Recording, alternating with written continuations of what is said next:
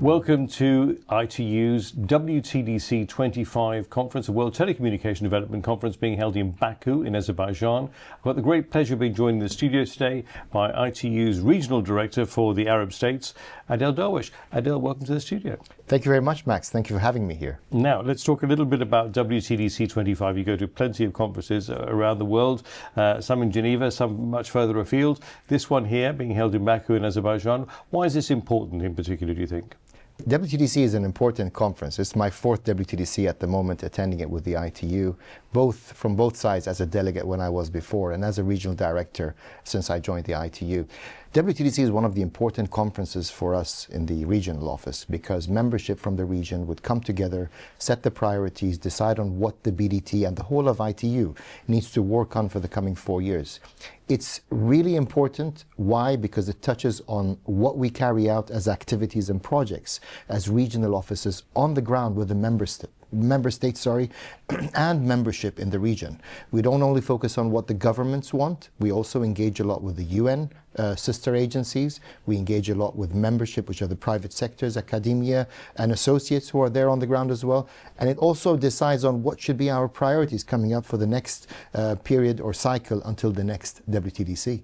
What are the main challenges and opportunities, let's say, in the Arab region? I mean, it's a large region with all sorts of different disparities, should we say? But lots of, as I say, lots of different populations in, as I say, a very large, wide geographical area. Tell us a little bit. Is there anything that unites them, perhaps, that with regards to challenges and also opportunities? Of course, besides the language, the Arab region has a lot in commonality. But I think the focus is not only the Arab region. When we work in the regional office with the region itself, of course, the challenges are big because we have countries that are way at the top in terms of development, and there are countries that are in need and countries that are facing difficult situations, if I may say. Not only the 22 Arab countries that we work with, but we also try to engage on cross-regional platforms where we also engage with other neighboring regions and try to learn from their experiences and their best practices that they've implemented on the ground.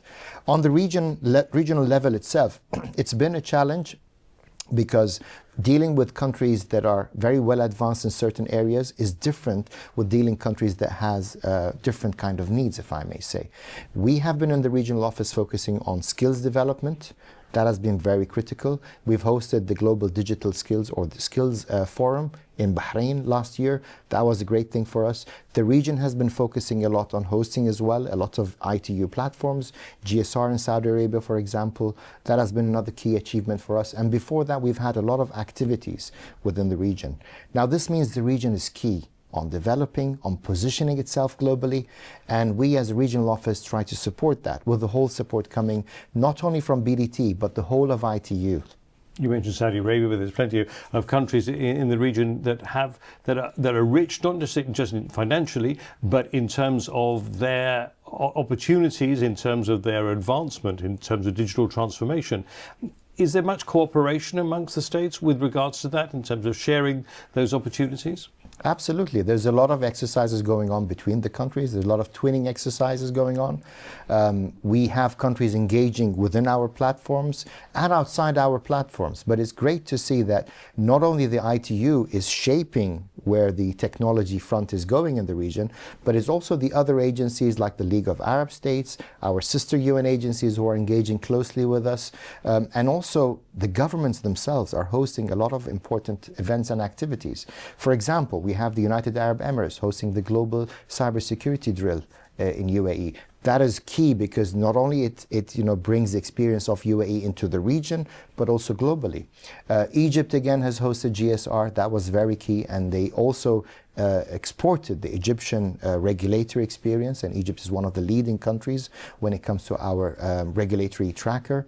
Not only that, but we've also seen the UAE take a lead on other aspects, not just the cybersecurity.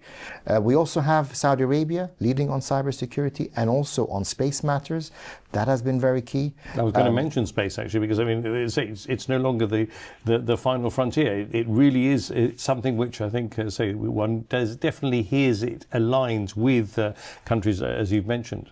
And that's another challenge for us because the scope of what we have to work within has grown so vastly that we have to focus on not just what's on the ground, but also fly into space to see what we can do with that. And satellite communications, of course, that is vital now. I've been hearing, obviously, how it's been helping landlocked states and that kind of thing as well. I think those must be definitely, there's plenty of exports there that can be, as I say, valuable for the entire globe. For us, satellite services is key to reach rural areas. We have countries that have vast areas that are not covered by fiber or cable infrastructure, so satellite plays an important role for that. Other countries who've just come out of a war situation or a difficult, disastrous situation, to quickly cover the population in an interim solution until you rebuild your network, satellite has played a key role, and we start to see all that coming to life within the region itself. Are you optimistic for the future of the region, not just for the top players, but also those that are coming up through the ranks? Absolutely. I mean, we've seen a lot of progress and engagement from the region. We have the LDCs in the region who are engaging with us on our GovStack initiative. Djibouti, Mauritania, and Somalia have been very active in that, which shows these governments are focused on how to improve the lives of their people, and that is very key. And we're seeing that the gap is, reducing between the member states in the region, and hopefully, with the help of the ITU and others in the region, we can help create a lesser gap or reduce that gap, if I may say, moving forward. Is there a message that you keep hearing when you're talking to your member states from your region, with regards to, as I say, digital transformation, with regards to affordable digital transformation, to connectivity, etc.? Is there one overriding message that you keep hearing? There's always this message of people moving to digital economy. So the digital infrastructure has become really key to drive that economy.